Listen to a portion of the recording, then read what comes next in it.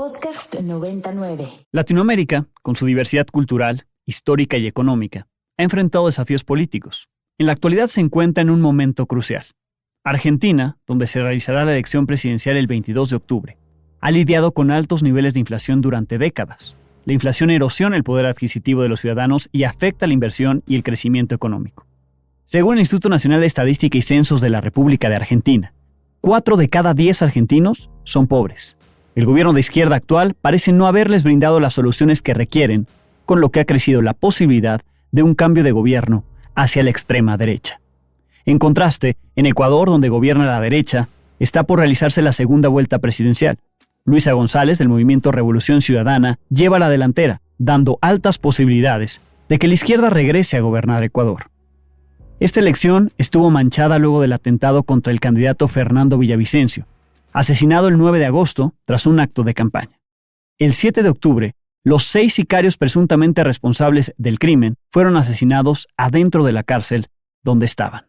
En Guatemala, el triunfo de Bernardo Arévalo, del movimiento Semilla, un partido de izquierda, ha detonado una persecución judicial por parte del Ministerio Público de la República, motivando protestas de comunidades indígenas y críticas de la comunidad internacional por considerar un intento para detener la toma de posesión del presidente electo. Finalmente, El Salvador, gobernado por Nayib Bukele, tendrá elecciones en febrero de 2024, para las cuales busca reelegirse, aprovechándose de su popularidad, acto que es considerado ilegal por ser contrario al artículo 152 de la Constitución salvadoreña. Como ministra de Seguridad, ustedes saben que yo los protegí y los llevo en el corazón. Que renuncien esos corruptos. Y que esta campaña tomala en tus manos, vos sabés que hacemos todo a pulmón, difundámosla por todo el país, llevémosla a cada lugar y te propongo algo. Levantá la izquierda, levantemos la izquierda. Muchas gracias. Por ello ellos no pueden ser la solución al problema, porque son el problema. Por ende, le pido a todos los argentinos de bien que están mirando el debate y que se pregunten, ¿ustedes creen que una Argentina distinta es posible con los mismos de siempre? Y lo tenés vos en tus manos. Usalo. Usalo para decirle no al kirchnerismo y para decirle sí a un cambio de verdad. El cambio de Juntos por el Cambio. El único candidato en interior profundo de la patria. Defendí el interior frente al centralismo del AMBA. Y les pido que me acompañen con su voto para hacer un país normal y federal. Y lo peor ya pasó. El 22 de octubre vos tenés un minuto importante, porque seguramente vas a decidir por los próximos 4 años. Te pido que vayas sin bronca y odio. Te pido que vayas a buscar la bandera argentina al cuarto oscuro. Son las voces de Sergio Massa, Patricia Bullrich, Javier Milei, Juan Schiaretti y Miriam Bregman, quienes aspiran a la presidencia de Argentina, y en este último debate hablaron sobre seguridad, trabajo y producción, desarrollo humano, vivienda y protección al ambiente.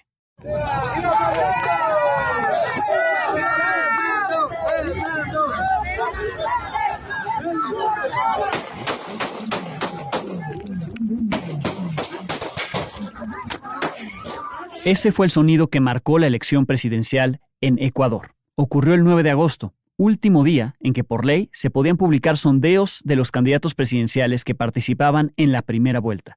Fue asesinado Fernando Villavicencio, uno de ellos. La puntera en las encuestas, Luisa González, y quien ahora es una de las 2 finalistas para la segunda vuelta, suspendió entonces el acto de campaña en el que se encontraba. Condenó el atentado contra uno de sus contrincantes. Para la segunda vuelta, el 15 de octubre, Luisa González y Daniel Noboa, ella de izquierda y él de derecha, se disputan la presidencia de Ecuador. De la candidata Luisa González, del Partido Revolución Ciudadana de Ecuador, sobre lo que ha ocurrido. Escuchemos, por favor. Y por eso, nuestro compromiso de que se investigue quién es el responsable de este asesinato y se llegue hasta las últimas consecuencias con todo el peso de la ley. Como gobierno, fortalecer a la fuerza pública, devolver la seguridad a las calles de nuestra patria entera, volver a hacer de Ecuador un país seguro. En Guatemala, las protestas y bloqueos de la carretera, principalmente encabezadas por comunidades indígenas, buscan reclamar la persecución electoral y judicial contra el presidente electo Bernardo Arévalo y su movimiento, el movimiento Semilla. Él, desde el extranjero y también en Guatemala, ha reclamado que se respete el resultado electoral y que pueda rendir protesta el próximo mes de enero. Indígenas bloquean carreteras por cuarto día consecutivo en oposición a lo que ven como una persecución política al presidente electo Bernardo Arévalo. Las protestas se han extendido por diversas regiones, incluyendo Quiché y Escuintla, con un total de 33 carreteras bloqueadas. Los manifestantes solicitan la dimisión de políticos y funcionarios. Que renuncien esos corruptos. Consuelo Porras, Rafael Curruchiche, el juez Orellana y por supuesto nuestro pez gordo, Yamatei. Así es como en El Salvador se discute la posibilidad de que Nayib Bukele, presidente actual, pueda reelegirse en el cargo. Eduardo Escobar, director ejecutivo de Acción Ciudadana, dio una respuesta respecto a la reelección de Bukele y manifestó que está prohibida por la Constitución. La candidatura que se va a ratificar este día de Nayib Bukele para la presidencia de la República, sin duda es inconstitucional. En El Salvador la reelección inmediata está prohibida por la Constitución, tiene varias disposiciones que claramente señalan que quien haya ejercido la presidencia en el periodo anterior al nuevo periodo no puede ejercer la presidencia. Entonces, digamos, en términos sencillos, la Constitución no permite la reelección inmediata. Él podría postularse posteriormente, digamos, para el periodo 2029-2034, por ejemplo, pero para que viene, que comienza en 2024, sí tiene prohibida el presidente la postulación. Bienvenidos una semana más a Date y Cuenta, soy Alejandro Domínguez y como cada semana hoy tenemos una nueva explicación de lo que es noticia. Ahora para hablar de la situación política de Latinoamérica, donde, como ya escuchábamos, hay varios procesos electorales en curso. Me acompañan los estudiantes de Storytelling, Reportaje y Microperiodismo de la Universidad Iberoamericana, Ana María Ortega y Pablo Ríos. Bienvenidos. Hola, muchas gracias. Hola Alex, gracias. Pablo, tú platicaste con José Ignacio Piña sobre el contexto, la región. Él además que ha trabajado como embajador de México en distintos países, conoce muy bien la región de la cual estamos hablando, Latinoamérica, y el contexto político, económico, social, pero sobre todo de las democracias, ¿no? ¿Cómo ha evolucionado o no la democracia en nuestro continente? Así es, Alex. José Ignacio Piña Rojas, quien ha sido embajador efectivamente en países como Brasil, Panamá, República Dominicana, Cuba, Perú y hasta El Salvador, y quien también fue director general para América Latina y el Caribe en la Cancillería, pues tiene un gran conocimiento basado en experiencia de esta región y en un inicio comenzó por darme una visión general de cómo se encuentra la situación actual de la democracia en América Latina y luego ya profundizó más en hablarme en casos de país por país. Entonces, si quieres, vámonos con el contexto de la región. Que existen pues ciertas actitudes autoritarias por parte de varios gobiernos en la región. Hay también un desencanto respecto al desempeño de la mayoría de los gobiernos de nuestra región y existe también una impresión, digamos, generalizada de descontento y desilusión respecto a los partidos políticos tradicionales. Así es, Alex, eso fue lo que me platicó, lo que me comentó sobre el contexto general de la región, ya yéndose más específicamente hacia la situación en Nicaragua, que es uno de los principales países sobre los que habla y donde Daniel Ortega ha gobernado pues sin interrupción, ¿no? Desde el 2007. Esto fue lo que dijo. Tenemos casos de gobiernos autoritarios, como es el caso de Nicaragua, ¿no? Que después del triunfo de la revolución sandinista hoy ha tenido un retroceso enorme, ¿no? Donde se violan sistemáticamente los derechos humanos, aun cuando hubo elecciones recientemente, en 2021, pues estas fueron a todas luces antidemocráticas y desconocidas por la mayoría de los miembros de la comunidad internacional. Como todos sabemos, pues el gobierno encabezado por Daniel Ortega y su esposa, pues encarcelaron a muchos de sus oponentes, los vetaron, los arbitraron arbitrariamente, algunos inclusive los expulsaron del país. Eso fue lo que dijo sobre este país centroamericano. También me habló de El Salvador, donde similarmente pues el presidente actual Nayib Bukele ha expresado un deseo de reelegirse en el 2024, a pesar de que la ley de de aquel país lo prohíbe, y pues esto fue lo que me dijo. Sin embargo, en junio del 2019 fue electo un personaje, Nayib Bukele, quien paradójicamente también, si bien tiene mucha apoyo dentro de ciertos sectores de la sociedad salvadoreña, por la otra, pues ha establecido las bases de su gobierno con un excesivo poder, ha tratado de imponer a costa de todo las instituciones. Hay violaciones masivas de derechos humanos con el argumento de combatir la criminalidad y las pandillas, y ha anunciado ya su decisión de reelegirse contra lo que establece la Constitución. Bueno, en contraste con estos dos ejemplos de líderes autoritarios, José también mencionó el ejemplo de Guatemala, donde el reciente triunfo democrático de Bernardo Arévalo en agosto ha sido puesto en peligro por diferentes grupos que pertenecen al gobierno del país y también que vienen de fuera. Hemos observado en las últimas fechas que hay el intento de descarrilar los resultados y el proceso electoral a través de la judicialización de este proceso, y además que aparentemente ha sido alentado descarrilamiento del proceso electoral desde el oficialismo, desde algunas autoridades, como es el caso de la fiscal general Consuelo Porras y de otras autoridades.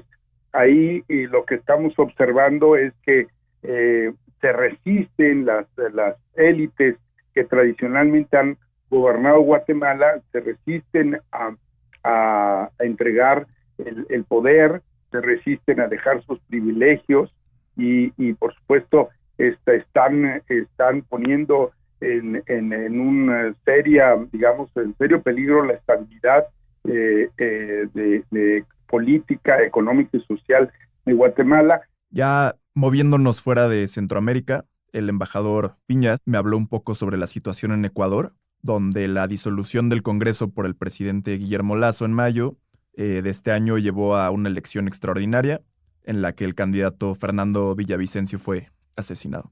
En América del Sur, pues las cosas no son muy distintas. Como todos sabemos, en el caso de Ecuador, el presidente Guillermo Lasso disolvió el Congreso ecuatoriano en mayo de este año, antes de que, por cierto, el Parlamento dispusiera su destitución por presuntos cargos de corrupción. Y bueno, Lasso interrumpió su mandato y llamó a elecciones extraordinarias para completar el periodo constitucional que concluiría en mayo del 2025.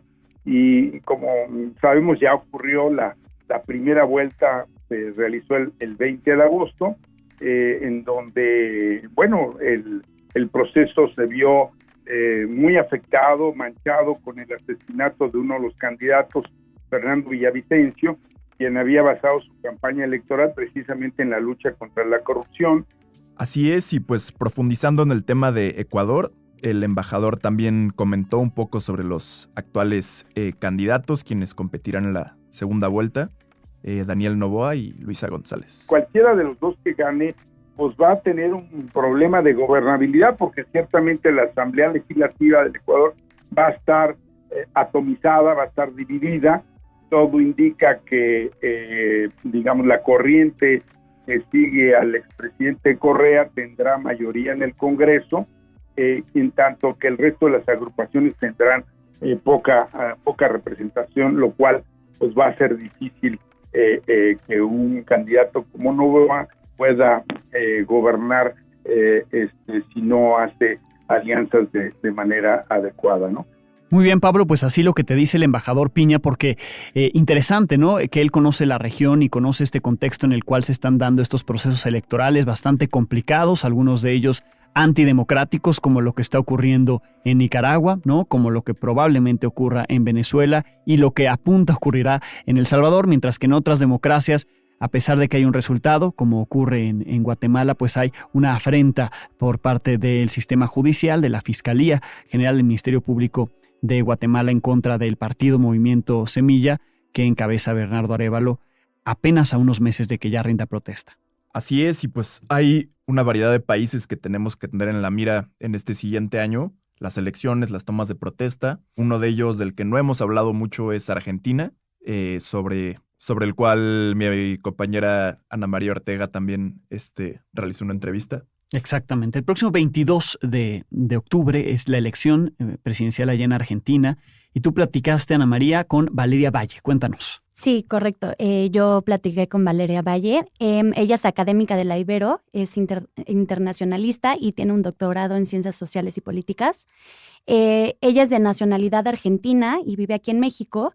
Y pues hablé un poco sobre el proceso electoral en Argentina y la posibilidad de que un personaje de ultraderecha como Javier Milei gane la presidencia. Con ella hablé del contexto político, económico y social de Argentina. Argentina está integrada a América Latina y América Latina lamentablemente es la región más desigual del planeta. En 2001 Argentina sufrió una crisis muy fuerte socioeconómica y eso hizo que la brecha entre ricos y pobres se agrandara muchísimo. El contexto social es un país cada vez más empobrecido, con una grieta, o sea, con una polarización política, social y económica, con una cantidad de personas ricas muy reducida y una cantidad de personas empobrecidas cada vez mayor, con una hiperinflación muy fuerte, como acabo de señalar, y a nivel político también vemos esta polarización, ¿no? Encontramos fuerzas de la ultraderecha y de la derecha versus fuerzas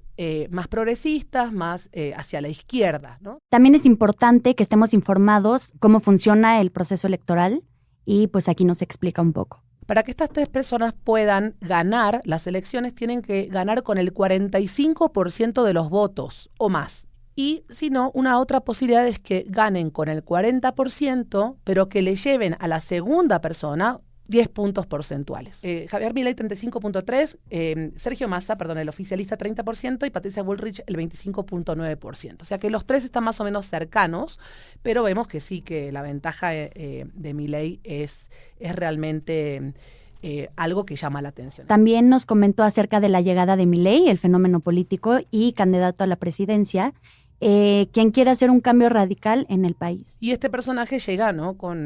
Sin una fuerza política importante, es un partido político nuevo, y también lo hemos visto en el cartel de 2001, la fuerza social, el movimiento social que se formó era que se vayan todos, es decir, ¿todos quiénes? Todos los candidatos y candidatas que forman parte del establishment, ¿no? de la política, de los partidos políticos. Entonces, ante un escenario de crisis política, porque el oficialismo no ha podido resolver sobre todo la cuestión económica y social, entonces este candidato obviamente llega con muchísima fuerza. También vemos a veces en algunos casos en América Latina y en el mundo, donde llegan estos personajes fuera del orden tradicional. Además de esto, menciona que Milei tiene un discurso negacionista, es decir, llega a negar datos de la historia como la dictadura y las cifras de víctimas, y también menciona que tiene un discurso futurista, como que en 20 años Argentina será un país primermundista. Finalmente, Valeria nos detalla igualmente sobre los cambios que podrían enfrentar los argentinos si Milei llega al poder. Por ejemplo, en primer lugar, el tema de la dolarización de la economía, si es que la logra. La crítica es que solamente 3 países en el mundo la tienen, obviamente aparte de Estados Unidos, que son Zimbabue, Ecuador y El Salvador, ¿sí? Okay. Recortes, él ha prometido recortes en un montón de cuestiones sociales y de carteras sociales, recortar secretarías de Estado, que en Argentina se llaman ministerios, en grandes temas como la ciencia, la salud, la educación, o sea, y sí aumentaría el presupuesto militar. Temas de género, ¿no? Como por ejemplo los temas de igualdad de género, la diversidad sexual, la ley del aborto, las bodas de matrimonios, entre personas del mismo sexo, eso lo eliminaría. Entonces eso sería un cambio social radical. Sí, claro. Y además lo vemos.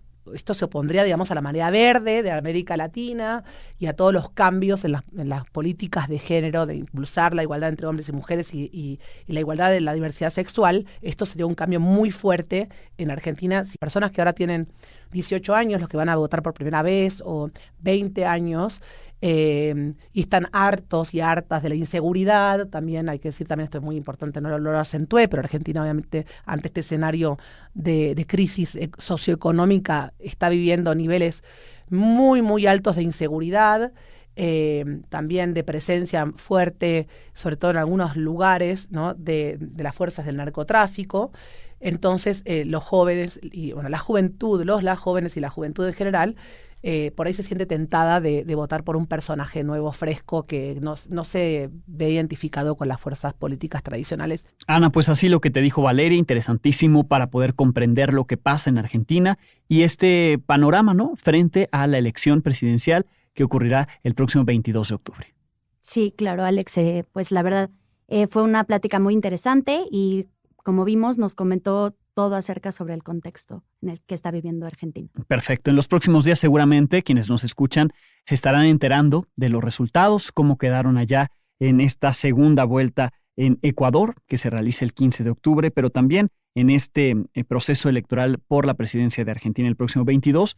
Por lo que nos dice Valeria, ninguno estaría alcanzando ese 45% de los votos necesario para ganar, para convertirse en el próximo presidente o presidenta de Argentina, y tampoco tendría 10 puntos de ventaja frente a sus contendientes. Veremos qué ocurre, por supuesto, lo estaremos comentando seguramente en otro episodio ya con resultados de cómo queda el mapa electoral, el mapa de presidencial de la región Latinoamérica, en la cual, por cierto, está México. Estamos en medio de un proceso electoral y el próximo mes de junio de 2024 tendremos elección. Gracias, Ana María. Pablo, muchísimas gracias. Gracias a ti, Alex. Gracias, Alex. Y gracias a ustedes por escucharnos como cada semana. Los invitamos a que se suscriban, califiquen este y los demás episodios que ya están publicados en todas las plataformas a las que Ibero 90.9 tiene acceso. Este podcast es posible gracias al equipo que conforman Leonardo Cepeda, Esther Cherem, Bruno Correa, Miranda Gómez, Farideh Lu, Mariana Hernández, Patricio Mazana, Ana Ortega, Marcela Ortiz Mena, Valentina Pulido, Alejandro Ramírez, Pablo Ríos Camarena y Paula Simón, y también al gran equipo de Ibero 90.9, sobre todo Daniel Maldonado, Rox Aguilar, Daniel Díaz y Aldebarán de Ibero 90.9, tanto en información como en producción. Los esperamos en el siguiente episodio, donde tendremos una nueva explicación de lo que es noticia. Para más contenidos como este, descarga nuestra aplicación disponible para Android y iOS o visita ibero909.fm.